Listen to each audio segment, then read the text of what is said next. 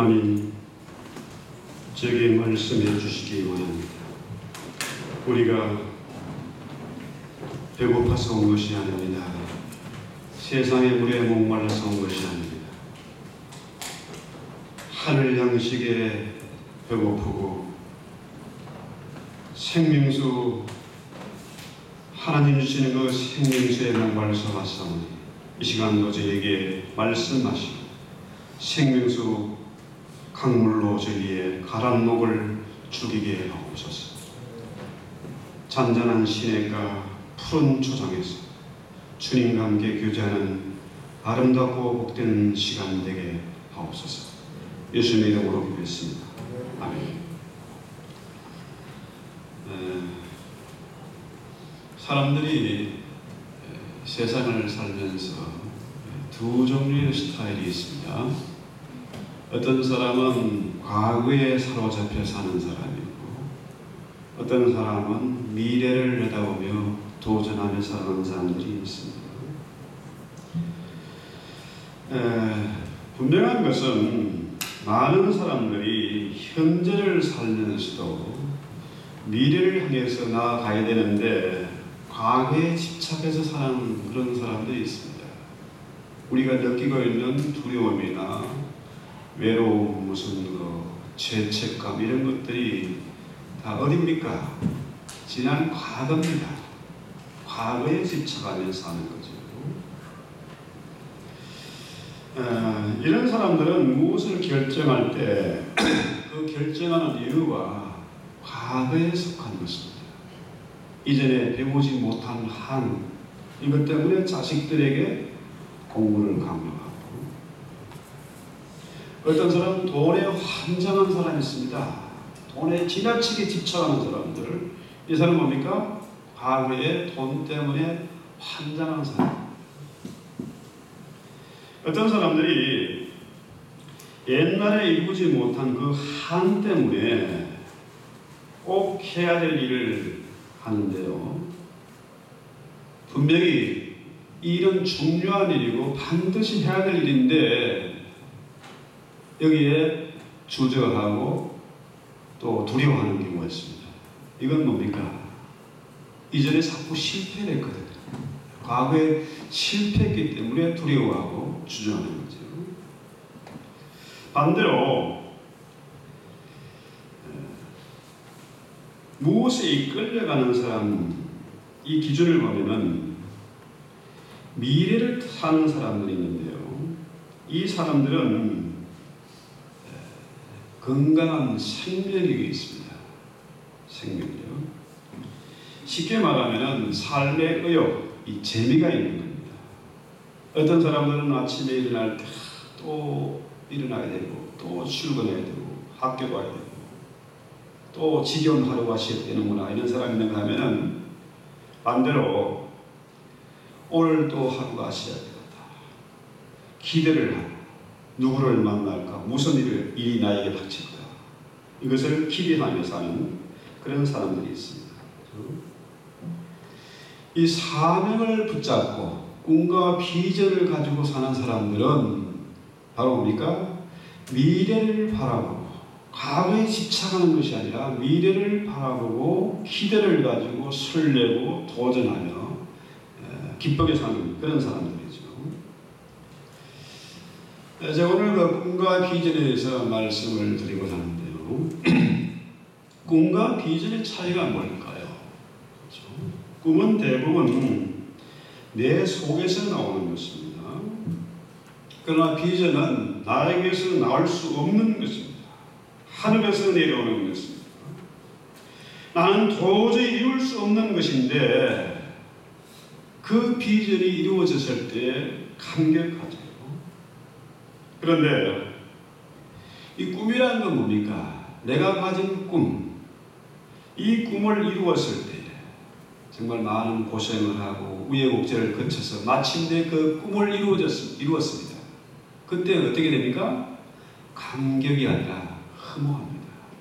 허탄합니다. 꿈이 이루어졌으니까 어떻게 해요? 더 이상 할 일이 없는. 사람들이 꿈을 이루기 위해 땀을 흘리고 공부를 합니다. 하지만 그 꿈을 이루기 위해 생명을 걸지는 않습니다. 피 흘리는 것을 두려워합니다.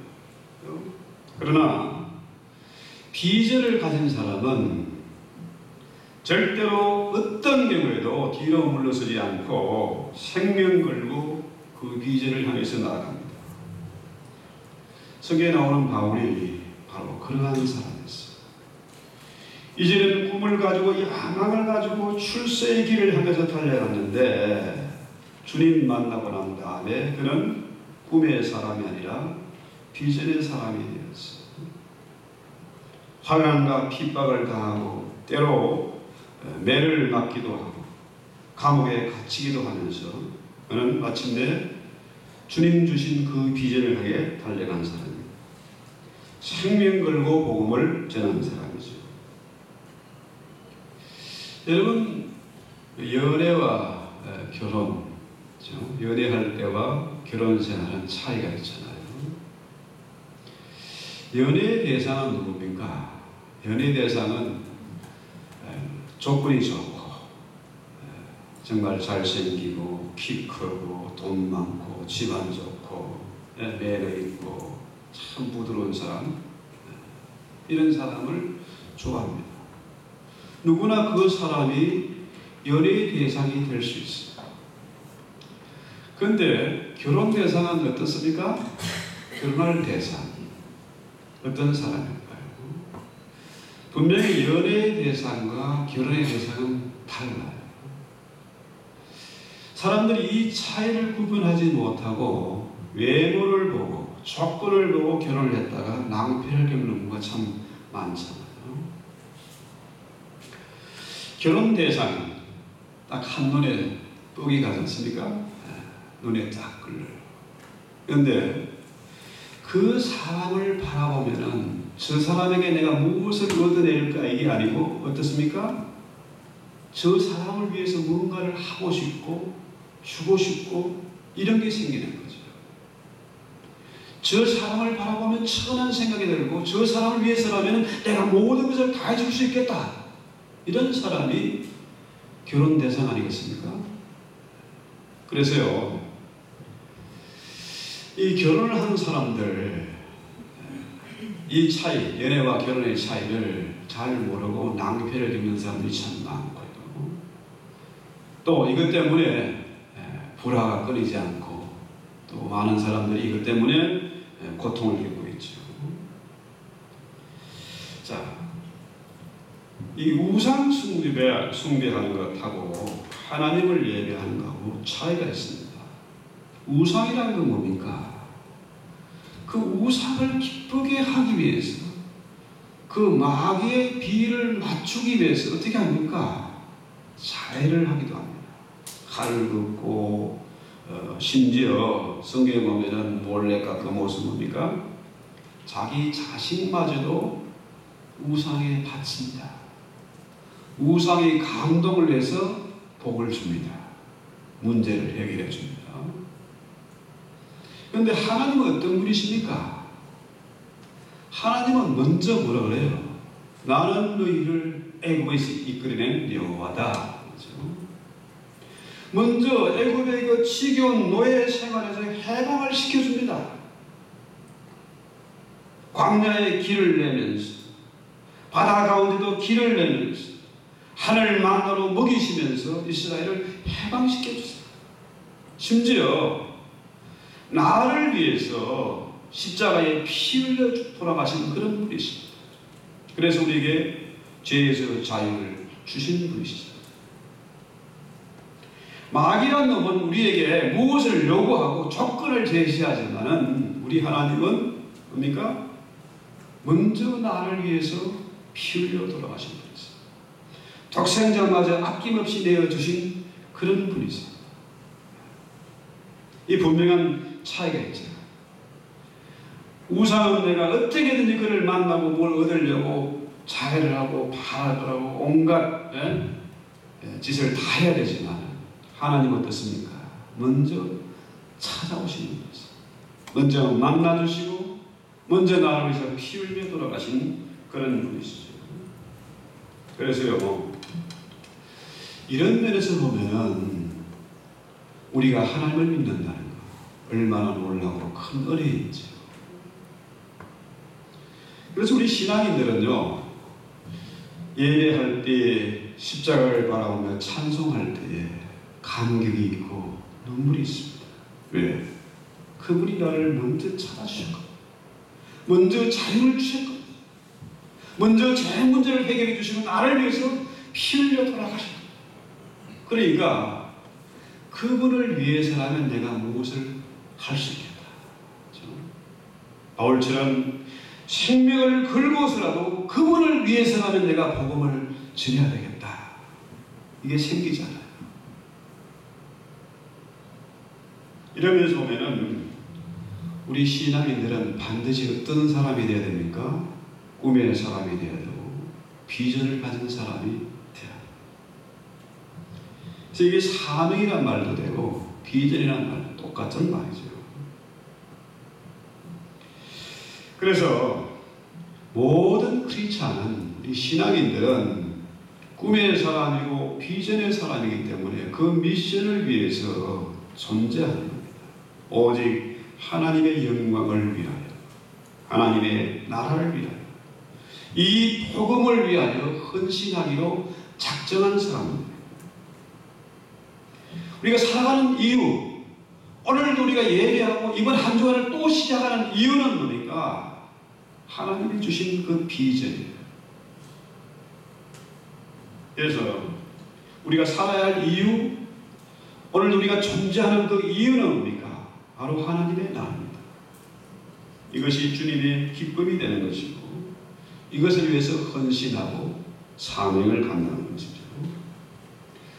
오늘 이사야서의 내용은 이사야가 본 그 이상입니다. 이상, 이 비전이죠. 자, 이사야는 그 이름의 뜻이 뭡니까? 하나님께서 일하신다. 하나님께서 구원하신다. 뭐 이런 뜻입니다. 희한하게도 이사야의 그 이름 그대로 그 이름이 이사야의 운명이 된 것이죠. 하나님이 구원하신다. 하나님이 일하신다. 이사야가 놀라운 이상을 보았는데, 그 비전을 보았는데요. 이것은 이사야가 보고 싶다고 해서 보는 게 아닙니다. 하나님이 보여주신 것입니다. 그 이상은 하늘로부터 온 것입니다. 이것은 인간의 꿈이나 계획과는 다른 것입니다. 이사야가 본 이상, 그건 어떤 것입니까? 바로 이스라엘, 예루살렘에 관한 것입니다. 이스라엘을 향한 하나님의 놀라운 계획을 이사야에게 보여주셨는데, 이것은 뭡니까? 이 시대 교회들에게, 은혜의 시대, 성령의 시대의 교회들에게 보여주신 그런 놀라운 이상입니다. 이것을 우리가 정확하게 이해하기 위해서는 먼저 그 시대의 삶의 정황을 한번 봐야 되는데요. 그 시대적인 상황이 어떻습니까? 이사야는 유다의 그 10대 우시야 왕부터 13대 히스기야까지 세 왕을 거친 그런 사람이었어요. 자, 이 우시야 왕은 참 교만한 그런 왕이었어요. 하나님의 제사장을 우습게 여기고 그 제사를 거부한 그런 왕이었어요. 교만한 대표적인 그런 왕이었죠. 결국은 문둥병이 들어서 죽었습니다. 히스기야 왕 역시도 나중에는 개혁을 하고 하나님 앞에 헌신을 했지만 그도 역시 뭡니까? 인본주의에 빠졌던 그런 왕이었어요. 또 아하스 왕은 하나님 중심이 아니라 우상 숭배에 빠진 자였고 하나님을 의지하기보다는 이방나라 아수르를 의지했던 그런 왕이었어요. 쉽게 말해서 하나님 중심보다는 사람 중심, 신본주의가 아니라 인본주의에 빠져서 인권을 강조하는 그런 사람이었어요. 이사야가 이 세 왕들을 거치면서 무엇보다도 하나님의 이상을 보았기 때문에 국제 정세에 아주 능통한 그런 사람이었습니다. 지금 이게 보면은 꼭 우리 한국의 상황과 비슷한 것 같아요. 지도자들은 세상을 보는 안목이 있어야 됩니다. 세상이 어떻게 돌아가는지, 국제 정세가 어떻게 변해가는지를 바로 알아야 되죠. 근데 한국의 많은 사람들이 과거에 구한말에 세국 정책 때문에 나라가 어려움을 겪고 일본의 식민지가 되고 수많은 세월을 잃어버렸죠. 지금도 어떤 면에서는 그와 비슷하게 중국몽을 꿈꾸고 중국에 붙어야 산다. 중국은 태산이 우리는 작은 봉우리다. 중국이라는 말봉두에 따라가면은 그 파리처럼 붙어 있으면 된다. 이런 사람들이 지금 한국의 정치를 좌지우지하고 있습니다. 그 결과가 불을 보듯 뻔한 거죠. 지금 정부에서 사람 중심이다, 사람이 문제다, 이거 잘못된 겁니다. 인본주의는 위험한 겁니다. 하나님이 없으면 그 세상은 짐승 같은 세상으로 타락하고 맙니다. 이 역사가 증명하는 거예요. 하나님이 보여준 이상이 어떤 겁니까? 대충 우리가 시대적인 상황을 우리가 보고 하나님이 주신 이상이 무엇인지를 우리 살펴보고 우리의 앞날을 한번 생각해 보는 거죠. 19절에 보면은 내가 새 일을 행하리니 이제 나타날 것이라 너희가 그것을 알지 못하겠느냐. 하나님이 이상을 보여주시는 목적, 그 이유가 뭡니까? 이스라엘이 정신을 차리지 못하고 세상 앞날을 내다보지 못하고 도덕이 타락하고 방종하고 우상을 숭배하고 이러니까 하나님이 당신의 일을 보여주시는 거죠. 자, 우리 하나님은 그 시대가 타락하고 깜깜하고 또 방종할 때에 당신의 이상을 보여주십니다. 그래서 그들에게 환상을 보여주심으로 하나님의 심정을 나타내시고 장래에 되어질 일을 말씀해 주시는 거죠.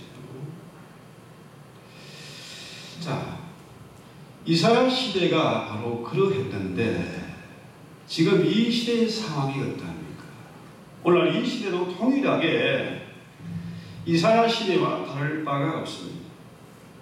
이 땅이 죄와 타락으로 물들어 있습니다.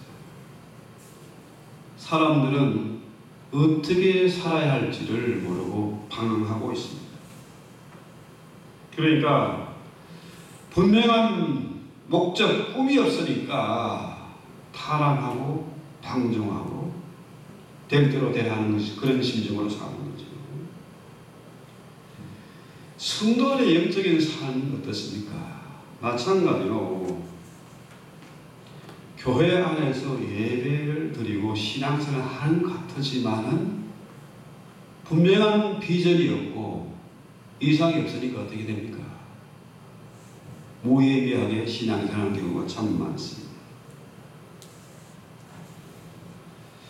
우리가 결혼을 한다는 거, 한 남자와 한 여자가 만나서 결혼을 하고 가정을 만들었습니다.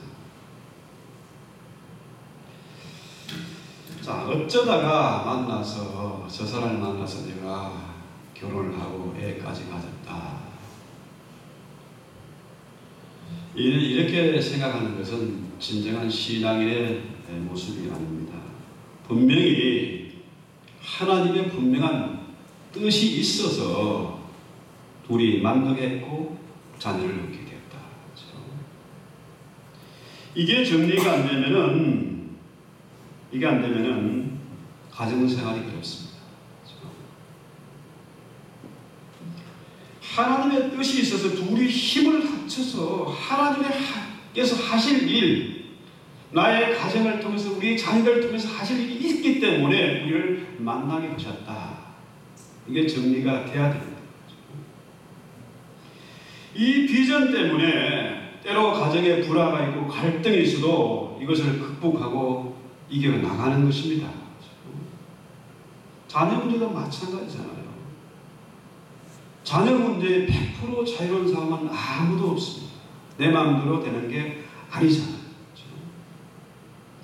그 자녀에게도 이 자녀가 내 자녀가 아니라 하나님의 뜻이 있는 아이, 하나님께서 비전을 품고 있는 그 아이라는 이게 믿음이 있어야 그 아이를 포기하지 않고 기도하고 양육해 나갈 수 있는 거죠.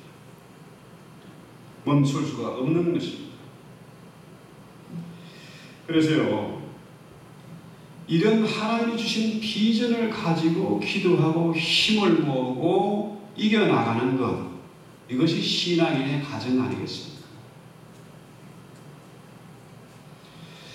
직장이나 사업, 비즈니스를 하는 것도 마찬가지입니다. 먹고 살기 위해서 목구멍이 포도청이라 어쩔 수 있냐 일을 한다. 이건 비참한 거잖아요. 이민사의 생활이 참 어렵습니다. 다들 어렵기 때문에 참 불신하고 거짓말하고 사기치고 참 기가 막힌 세상이 되어 있습니다. 하지만은 무슨 일을 하든지 무슨 사업을 하든지 하나님께서 하실 일이 있다, 하나님이 주신 비전이 있다고 생각하면은 그 일을 기쁨으로 감당하게 됩니다. 이 일을 통해서 하나님이 하실 계획이 있다는 사실을 알면은 어떤 어려움도 극복해 나갈 수가 있습니다. 이 사업을 통해서 하나님이 과연 어떤 일을 이루실지, 무엇을 원하는지 그 사명을 가져야 된다는 거죠. 교회 역시 마찬가지입니다. 이 교회 저 교회 떠도는 것이 아니라 하나님께서 이 교회에 분명한 하나님의 계획이 있고 뜻이 있다, 하나님의 계획이 있어서 이 교회를 세우셨다. 이게 되면요, 신앙에 흔들림이 없습니다. 제가 젊어서 철모를 때, 세상 겁나는 게 없을 때에 서울에서 아가페 교회를 세웠습니다. 여기 와서 똑같이 아가페 교회가 세워졌어요. 왜? 저는 하나님 주신 분명한 그 비전을 보았거든요. 세워졌다 문 닫고 이리저리 휩쓸리는 그런 교회가 아니라 대의를 이어서 하나님의 목적, 하나님의 뜻을 이루어가는 그런 교회가 되어야 되겠다. 이거죠. 교회는 분명히 목적이 있는 공동체입니다. 사람만 모여 있다고 교회가 아닙니다.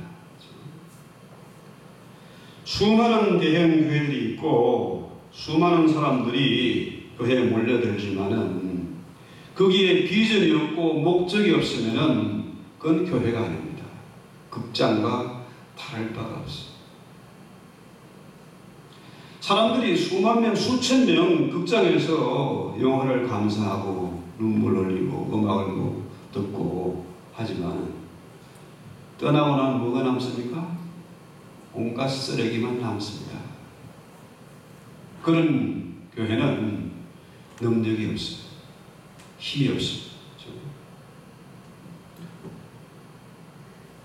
교회가 정말로 교회 되기 위해서는 분명한 비전이 있어야 됩니다.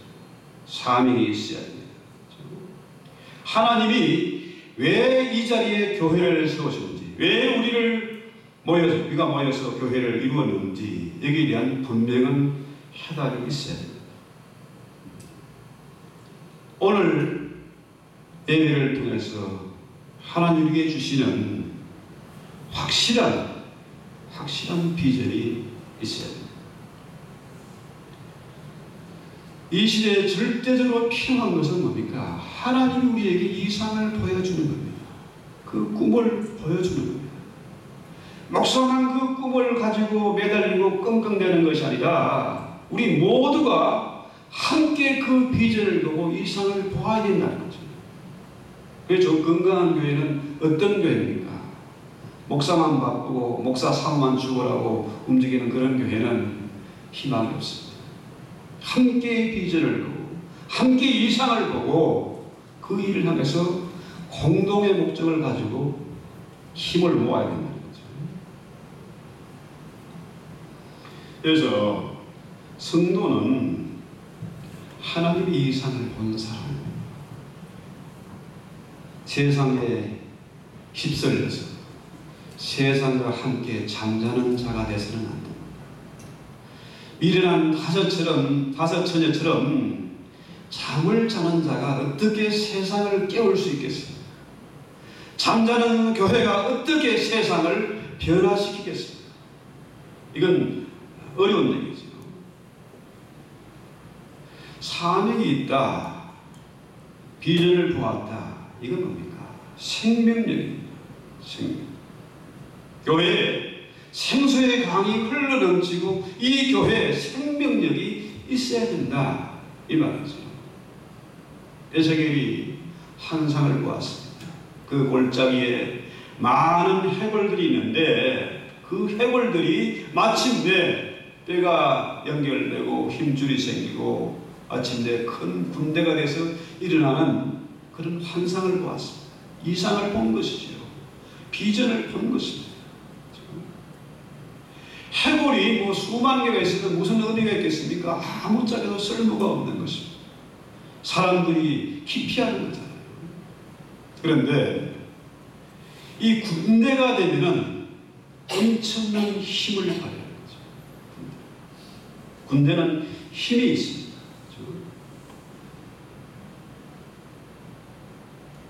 오늘날 교회가 힘을 잃어버린 이유가 뭘까요? 성도들이 방황하고 이것저것 떠도는 이유가 무엇일까요? 그것은 뭡니까? 비전이었기 때문에, 하나님이 주신 이상을 보지 못했기 때문에 그렇습니다. 오늘 교회의 지도자들조차도 하나님이 이상을 보지 못하고 이 교회 저 교회 떠들기도 하고 목사들마저도 이 이상을 보지 못하고 영적인 체험이 없고 그저 세상적인 방법을 동원해서 교회를 경영하려고 하니까 어려움이 생기는 거죠. 자, 어떻게 이 험악한 시대, 위기를 만난 이 시대, 성도들이 갈 바를 알지 못해서 이리저리 방황하는 이 시대에 어떻게 우리가 진실한 크리스찬 것을 생명 있는 교회를 만들어갈 수가 있겠습니까? 아무리 성경 공부하고 제자 훈련하고 수없이 회의를 한다고 해서 되어지는 문제는 아닙니다. 하늘이 열리고 꿈과 이상을 보는 그런 영적인 체험이 있어야 된다.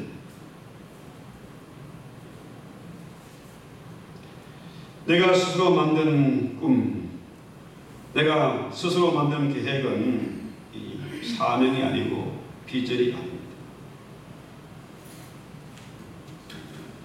내가 만든 계획과 꿈은 비전이 아니라 어떤 면에서 야망입니다. 야망은 내 욕심에서 나오는 것이고 내 생각에서 나오는 것입니다. 그러나 하나님이 주신 비전은 뭡니까? 하나님의 음성을 듣는 것입니다. 하나님의 음성이 들려요. 오늘 이 시간 하나님의 음성이 저와 여러분의 같이 들려야 합니다.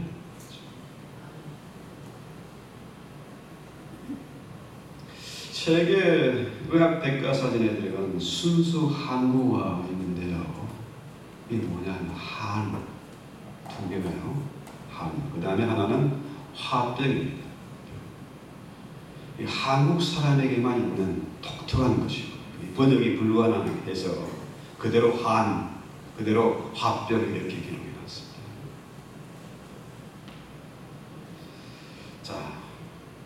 한이 맺힌 사람은 그 깊은 상처를 늘 안고서, 초대에 말씀드린 것처럼 돈에 환장한 사람, 돈에 한이 맺힌 사람은 같이 있으면 피곤해요. 기쁨이 없습니다. 여자가 오늘의 한을 풀어내면 서리가 내린다고 하는데요. 그 한이라는 게 참 무섭습니다. 한이 자꾸 되면 어떻게 해요? 화병이 생깁니다. 부들부들하고 숨도 못 쉬고 가슴이 칵칵 막히고 참 두려운 거죠. 그런데요, 하나님이 주신 그 꿈과 이상을 본 사람, 비전을 가진 사람은요, 그 옆에 가면 편안합니다. 같이 길을 받습니다. 에너지를 받는 거죠.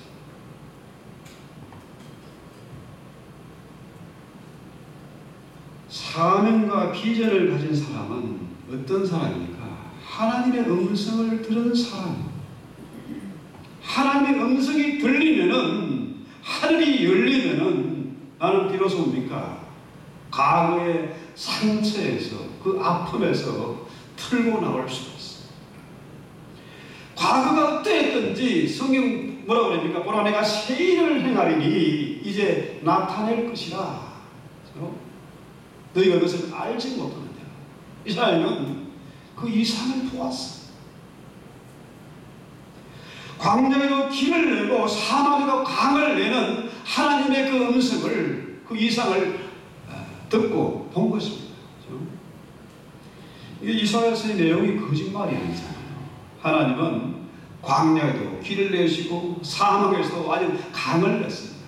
반석을 갈라서 물을 강처럼 흘려내시는 그런 분이었습니다. 애굽에서 이스라엘이 나올 때는요, 어떻게 했습니까? 오늘 성경 말씀대로 뭐예요? 바다를 갈라서 그 바다를 마른 땅처럼 건너게 하셨죠. 그것이 구약시대만 있는 것이 아니고 이 시대도 동일하게 하나님의 음성을 듣고 하나님의 이상을 본 사람은 그 일을 할 수 있다는 거예요.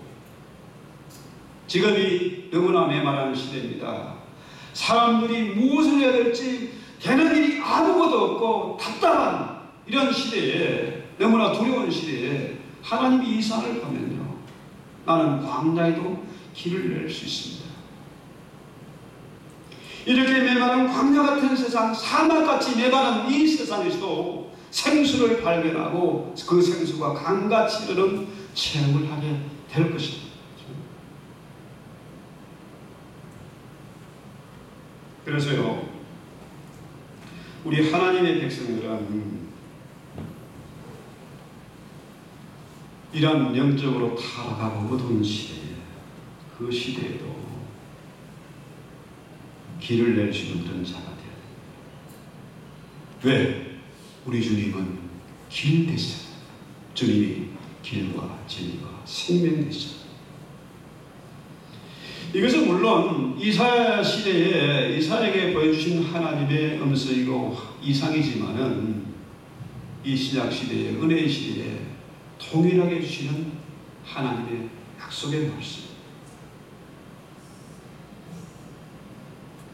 자, 오늘 우리가 하나님이 주신 그 이상, 이것을 통해서 사명을 가지고 비전을 가진 자가 되어야 됩니다. 이런 사명과 비전을 가진 사람은 아브라함처럼 오래 참고 기다리고 그 일을 위해서 끊임없이 기도하고 도전하고 또 극복해 나가는 그런 사람이 돼요. 아브라함이 한순간에 믿음의 조상이 된 게 아니죠. 오래 참고 기다려서 마침내 그 약속을 믿음으로 받았습니다.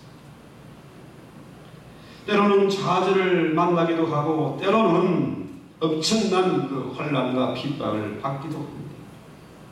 그러면 어떻게 돼요? 오래 참고 기다리고 그 어려움을 극복해 나가려고 하면 힘이 있어야 되죠. 힘. 아이들이요, 공부하는 문제를 얘기하더라고요.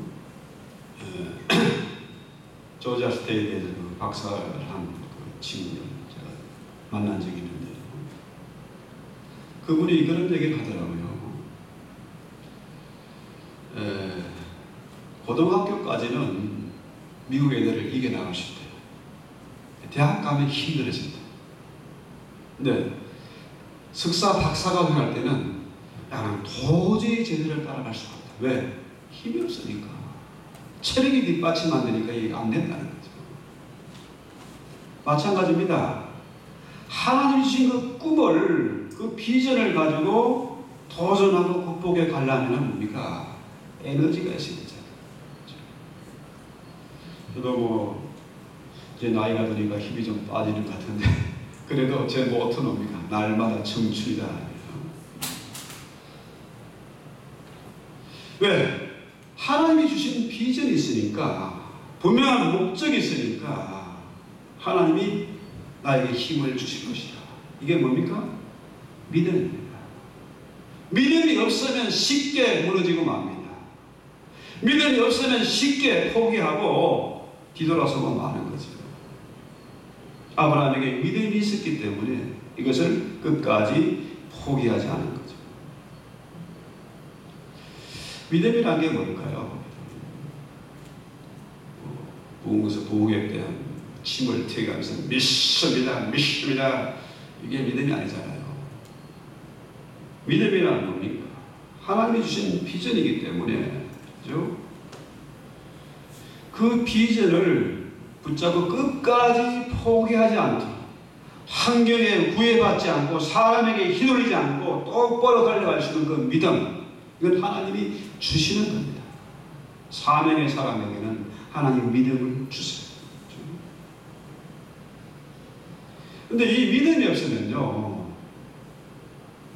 금방 무너지죠. 하나님이 우리에게 주신 최고의 선물이 뭡니까? 믿음입니다. 믿음이 요만큼이라도, 겨자씨만큼이라도 있기 때문에 우리가 하나님을 찾고 예배하고 기도하는 거 아니겠습니까? 이 최고의 선물. 얼마나 놀라운 축복입니다. 이 믿음이 있는 사람은 환경과 여건을 초월하는 것입니다. 이러한 놀라운 믿음, 어디서 오는 겁니까? 하나님의 음성을 듣고 하나님이 주신 놀라운 이상을 보는 거죠. 그래서요, 마귀란 놈은 끊임없이 이 꿈을 가진 사람을 괴롭히고 핍박하고 유혹합니다. 요셉에게 하나님 주신 그 이상이 있었는데 그 비전 때문에 요셉이 얼마나 많은 괴로움을 겪었습니까? 형제에게 버림받고 종살을 하고 어려움을 겪었어요. 하지만은 이 믿음이 있었기 때문에 요셉은 그 모든 것을 극복할 수가 있었습니다.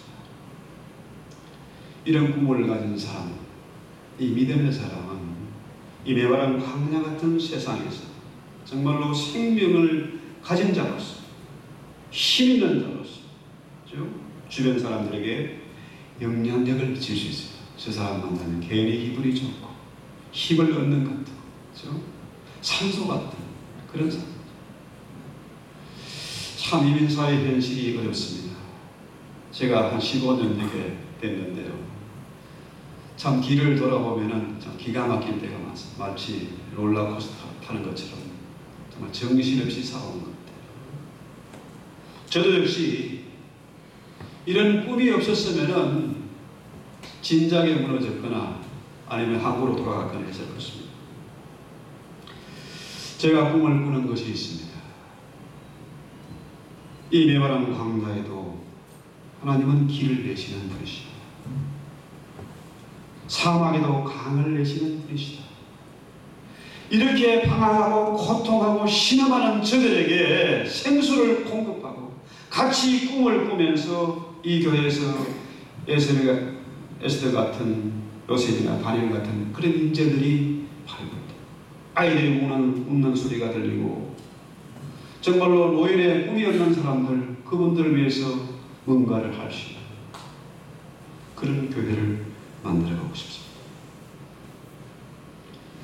우리가 나이가 들어도 지치지 않고 꿈을 가지고 선교지를 다니면서 같이 선교하는 그런 꿈을 늘 꾸고 있습니다. 그래서 선교대학을 세워야 되고 인재를 양성해야 되고 또 앞으로 다음 세대를 위해서 땅도 확보하고 공동체가 아름답게 대를 이어서 예배하고 하나님을 섬기고 서로 사랑하고 서로 섬기는 그런 공동체를 만들어가야 돼요. 그런 꿈이 여전히 있습니다. 하나님은 반드시 그 일을 이루실 것입니다. 보라 내가 새 일을 행할 것인데 너희가 그것을 알지 못하느냐. 그 음성을 저와 여러분이 같이 듣고 찬송하고 결단하는 그런 기도가 있으면 좋겠습니다. 우리 신앙은 꿈의 사람이 되어야 됩니다. 선교의 주체는 누구십니까? 주인은 하나님이세요. 내 생각에는 도저히 안 될 것 같지만 하나님은 선교를 하시는 거죠. 미시오데이라는 말이 선교는 하나님의 일이다. 우리는 그저 그 일에 쓰임받을 뿐이고 수리의 기쁨을 누릴 뿐인 것입니다. 지금 세계적으로 한류가 급속에 퍼져가는 이유가 뭐겠습니까? 마지막 시대에 선교의 사명을 감당하라는 것입니다. 하나님이 쓰시는 민족이라는 겁니다. 6.25 때 참 좌우의 대립이 얼마나 극심했습니까? 이승만 정부가 세워졌을 때 얼마나 싸움이 극렬했습니까? 좌익과 우익이 피 터지게 싸웠습니다. 지금의 현실이 똑같아요. 한쪽은 촛불 부대고 한쪽은 태극기 부대고 정말로 나라가 절단날 것 같지만요, 그렇지 않습니다. 하나님의 계획이 있기 때문에 그렇습니다. 하나님의 분명한 목적이 있기 때문에 하나님이 이 민족을 지금까지 지키시고 부흥시켜 오시는 것이죠. 경제가 성장하고 교회는 부흥해 왔습니다. 이 놀라운 하나님의 비전을 보면요, 꿈을 꾸면은 절대로 교회가 좌파가 될 수가 없습니다. 목사가 좌파가 될 수가 없어요. 우리는 좌파도 아니고 우파도 아니고 하나님 파잖아요. 그래서요, 우리 선교의 비전을 위해서 마지막 때 하나님이 이 일을 엄청나게 이루실 것이다. 신속하게 그 일을 이룰 것이다. 이 민족은 절대로 망하지 않을 것이고 우리는 하나님의 꿈을 위해서 같이 기도하고 우리 찬송합시다.